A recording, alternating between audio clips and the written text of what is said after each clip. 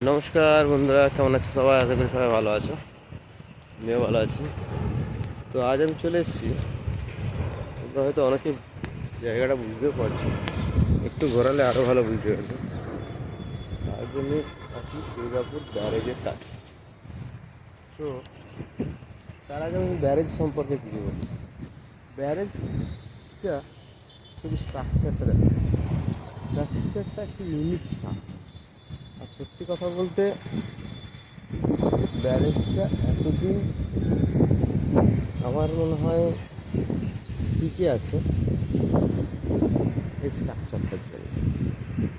এখনকার ব্যারেজ হয়তো যারা বানাচ্ছে 2 বছর, 4 বছর, 5 বছর, 10 বছর পর ব্যারেজ ভেঙে পড়ে যাচ্ছে। এটা কারণটা কি?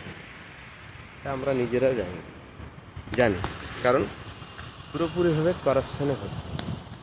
এই করাপশান আগে ছিল না বলে হয়তো এখন ব্যারেজটা টিকে আছে। তোমরা হয়তো অনেকে হাওড়ার ব্রিজ যেটা আছে সেটা কাদের বানানো? ব্রিটিশ আমলে বানানো। কিন্তু এখনও পর্যন্ত দেখো কত সুন্দর আছে। এটা যদি ইন্ডিয়াতে এখন কেউ বানায়, 10 বছর 10 বছর পর ভেঙে পড়ে যেত। যাই হোক, সেসব কথা নয়। তো আজ আমি আছি দুর্গাপুর ব্যারেজের কাছে। শুধু এই জায়গাটা দেখো, জায়গাটা খুব সুন্দর জায়গা। আর এখানে সব থেকে বড় ব্যাপার হলো যে নদীর চরটাতে অনেকে এখানে ঘুরতে আসে সকালের দিকে। আজকে সকালের দিকে ভিড়টা একটু কম আছে বললেই চলে। বিকেলের দিকে ভিড় হয় বেশ। অনেকে নিজের রিল্যাক্স করার জন্য হয়তো এইসব জায়গায় একটু ঘুরতে আসে। যাই হোক, এই যে নৌকাগুলো দেখো, নৌকাগুলো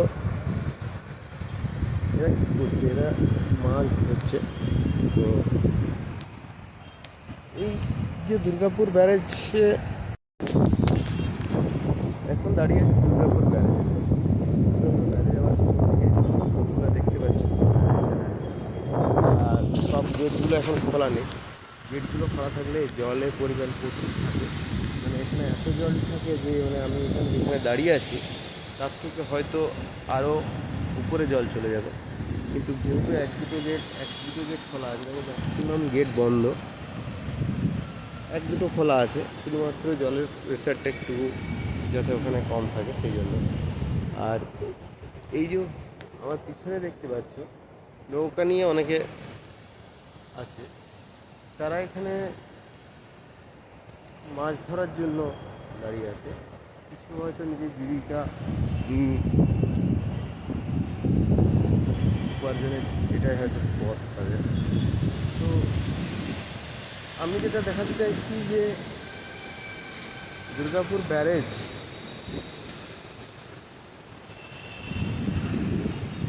এখনও জল অনেক কম আছে, এদিকে জলের পরিমাণ অনেক বেশি। যাই হোক, আমি ওদিকে দেখাতে পারছি না তোমাদেরকে, কারণ তাহলে আমাকে অনেকটা এই পারে যেতে হবে। তো যারা ছোটো ছোটো নৌকায় মাছ ধরে তারা জানি না কোথা থেকে মাছ পায়। তবে এখানে অনেক মাঝি আছে যাদের সঙ্গে কথা বলার ইচ্ছে তো আছে। আর সবথেকে বড়ো ব্যাপার হলো যে ব্যারেজ জলটা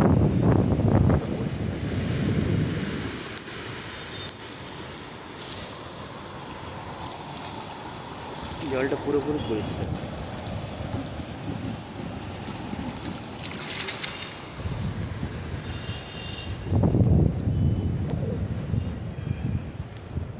দেখো ওখানে একটা নৌকা দাঁড় করেছে, যাওয়ার জন্য রেডি হয়েছে।